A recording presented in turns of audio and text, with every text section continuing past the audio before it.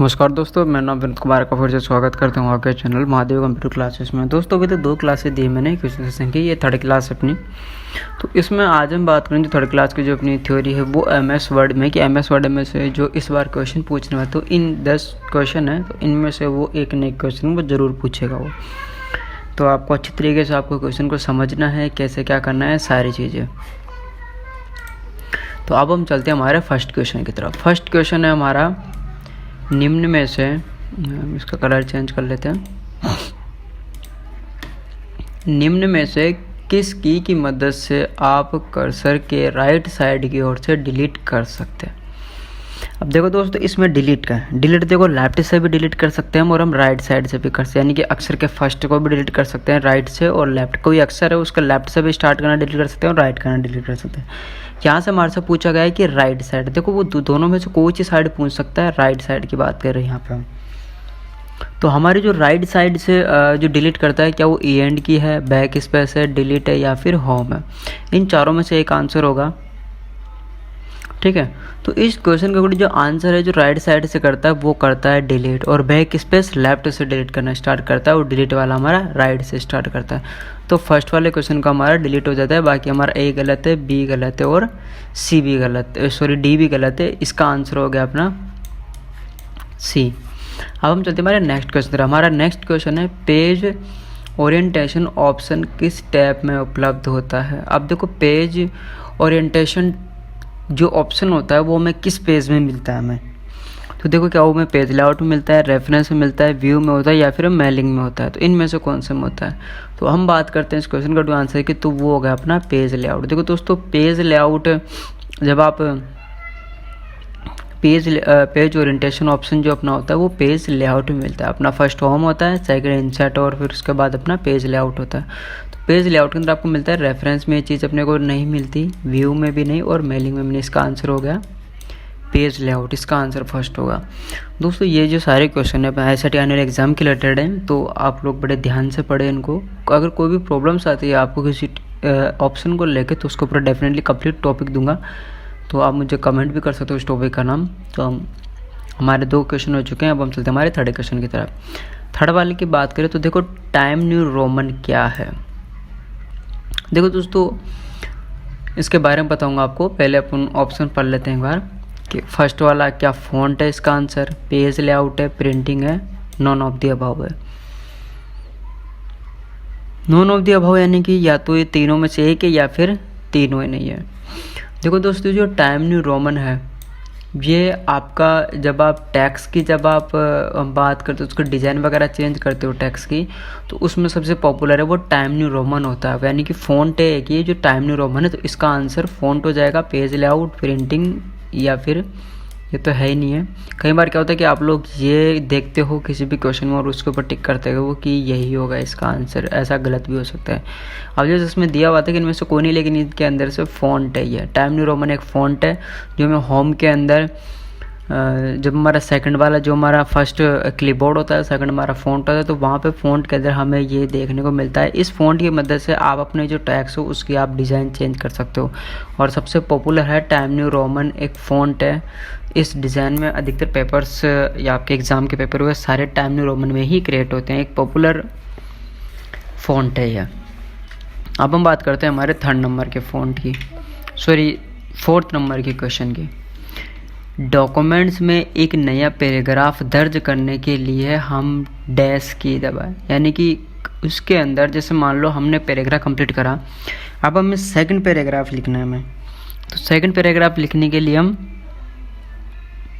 कौन सी की प्रेस करेंगे यहाँ पे, क्या हम कंट्रोल की प्रेस करके नया पैराग्राफ लिख सकते हैं, अल्ट से लिख सकते हैं, एंटर से लिख सकते हैं या फिर ESC से लिख सकते हैं।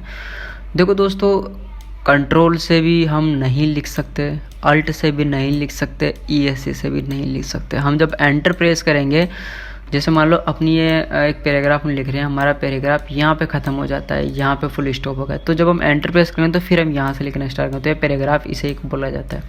तो हम एंटर प्रेस करते हैं, सेकंड लाइन से लिख सकते हैं हमारे। तो इसका आंसर हो गया आपका एंटर। ए गलत है, बी गलत है, डी गलत है, इसका आंसर हो गया आपका एंटर। ठीक है दोस्तों, अब हम चलते हैं अपने नेक्स्ट क्वेश्चन की तरफ। हमारा नेक्स्ट क्वेश्चन है, किस व्यू की मदद से आप टेक्स्ट या ग्राफिक्स को प्रिंट से पहले अवलोकन कर सकते हैं। अब देखो इसमें बताया गया है क्वेश्चन के अंदर हिंदी में, थोड़ा सा इसको इंग्लिश में एक्सप्लेन कर देता हूँ मैं, कि अपने जो वर्ड है उसके अंदर ऐसे कौन सा जैसे मान लो आप प्रिंट आउट के लिए प्रिंट दे रहे हो, तो उससे पहले आप टेक्स्ट या फिर ग्राफिक्स जैसे मान लो आपकी फ़ोटोज़ हो गई, उसके आपने डिज़ाइन वगैरह आपने क्रिएट करी, ग्राफिक्स करी, तो उसको आप प्रिंट आउट देने से पहले आप उसका चेकिंग हर चीज़ उसको देखना कि ये पेज सेटअप सही है या फिर पेज आउट तो नहीं हो रहा हमारे प्रिंट से, तो वो चीज़ हम कहाँ पे देखेंगे, नॉर्मल में, प्रिंट लेआउट में, आउटलाइन और वेब पेज।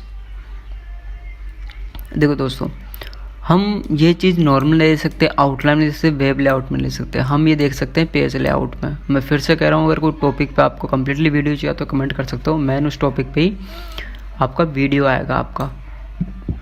तो इसका आंसर हमारा पेज लेआउट हो गया। अब चलते हैं हमारे नेक्स्ट क्वेश्चन की तरफ।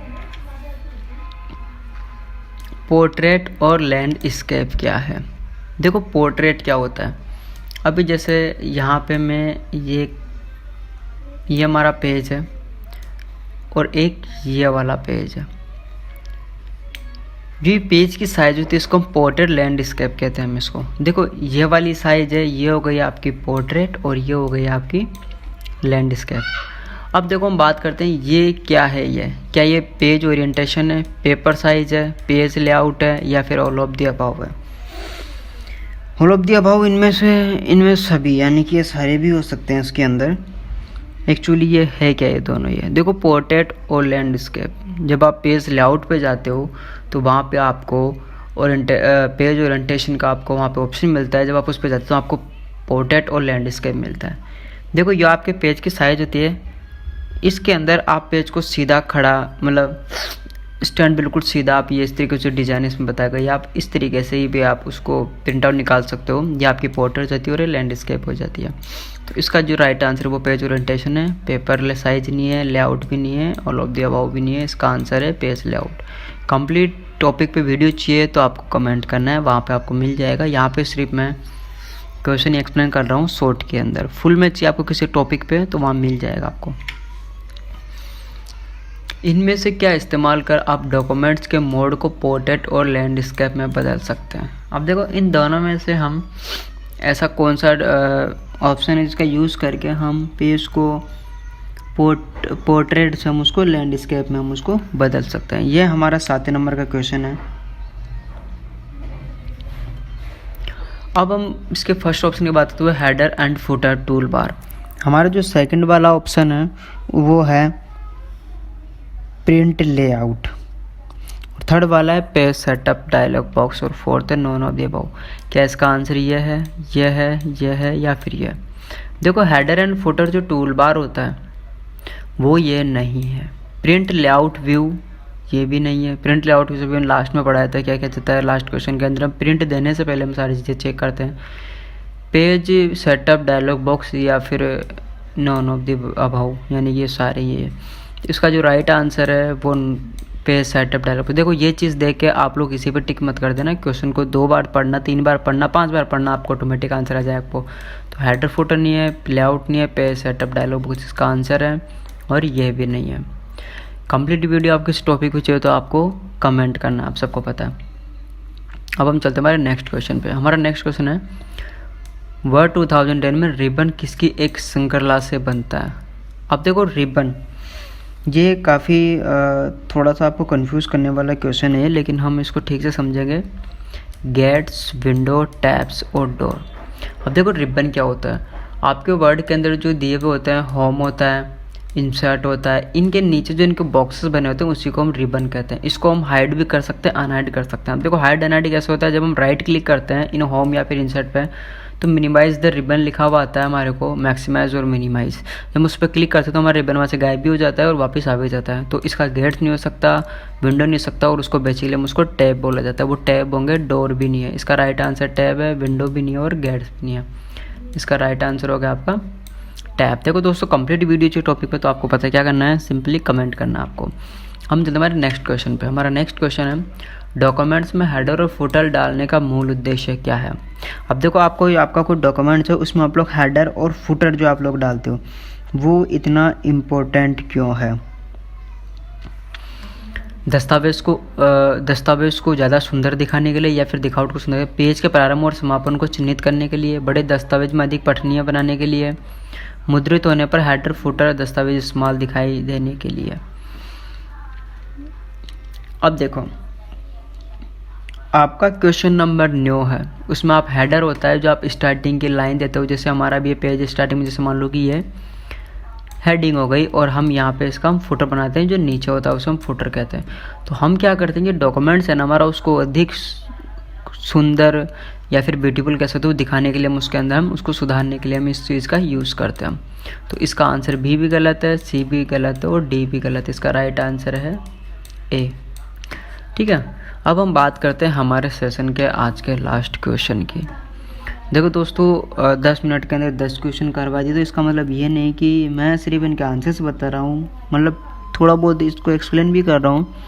अगर आपको फिर भी समझ में नहीं आती है कोई चीज़, तो आपको उस टॉपिक का नाम कमेंट में करना है कि इसके ऊपर हमें कंप्लीट वीडियो चाहिए। मैं आपको 101% उसके ऊपर मैं कंप्लीट वीडियो बना के दूंगा। और वीडियो अच्छा लगता है तो आपको पता है क्या करना है, आपको सब्सक्राइब करके रखना है चैनल को, और दोस्तों के साथ शेयर करना है और लाइक ज़रूर करना है। ठीक है, अब हमारे इस सेशन में लास्ट की बात करते हैं, इनमें से कौन सा फीचर सिलेक्टेड एरिया के फॉर्मेटिंग को हटाता है। इनमें से ऐसा कौन सा फीचर है जो आपके सेलेक्टेड एरिया के फॉर्मेट को ही हटा देता है। क्या वो क्लियर फॉर्मेटिंग है, फॉर्मेट पेंटर है, पेज सेटअप है और स्टाइल्स है। देखो दोस्तों, सिलेक्टेड एरिया क्या होता है, जैसे मान लो आपने कोई नाम लिखा, आपने एक बार इसके ऊपर आपने काफ़ी सारे आपने उस पर डिज़ाइन कर दी, इसको स्टाइलिश बना दिया आपने इसको। तो इसको हटाने के लिए हम यूज़ करते हैं हमारे फॉर्मेट के अंदर, वर्ड के अंदर एक ऑप्शन दिया हुआ था क्लियर फॉर्मेटिंग के नाम से। ठीक है, उसकी मदद से हम इसको इरेज कर सकते हैं, इसको मूव कर सकते हैं। तो फॉर्मेट पेंटर नहीं है, पेज सेटअप नहीं है, स्टाइल्स नहीं, तो इसका आंसर होगा क्लियर फॉर्मेटिंग। अभी 10 क्वेश्चन मैंने आपको करा दिए हैं। अगर फिर भी इनमें क्वेश्चंस में आपको कोई प्रॉब्लम्स आती है किसी एक भी क्वेश्चन को समझ के, तो आप मुझे कमेंट कर सकते हो। कम्प्लीटली ऑप्शंस के बारे में कंप्लीट डिटेल में दूंगा आपको। तो इसी के दोस्तों, आज का जो अपना MCQ सेशन था वो कंप्लीट हुआ। मिलता हूँ नेक्स्ट वीडियो के अंदर और 10 क्वेश्चन के साथ में। जब तक आपको करना ये है कि आपको वीडियो आपको ठीक से देखना है, कंप्लीट देखना है, तभी आपको हर चीज़ आपको समझ में आती है। छोटी छोटी चीज़ें अगर आप स्किप करके देखते हो तो आपको हर चीज़ आपको समझ में नहीं आती। तो आपको विदाउट स्किप के आपको पूरा वीडियो देखना है और चैनल को सब्सक्राइब करना है, बेल आइकन प्रेस करना है और दोस्तों के साथ शेयर करो जो इस चीज़ की तैयारी कर रहे हैं, उनको भेज सकते हो आप। इसी के साथ दोस्तों, जय हिंद, जय भारत।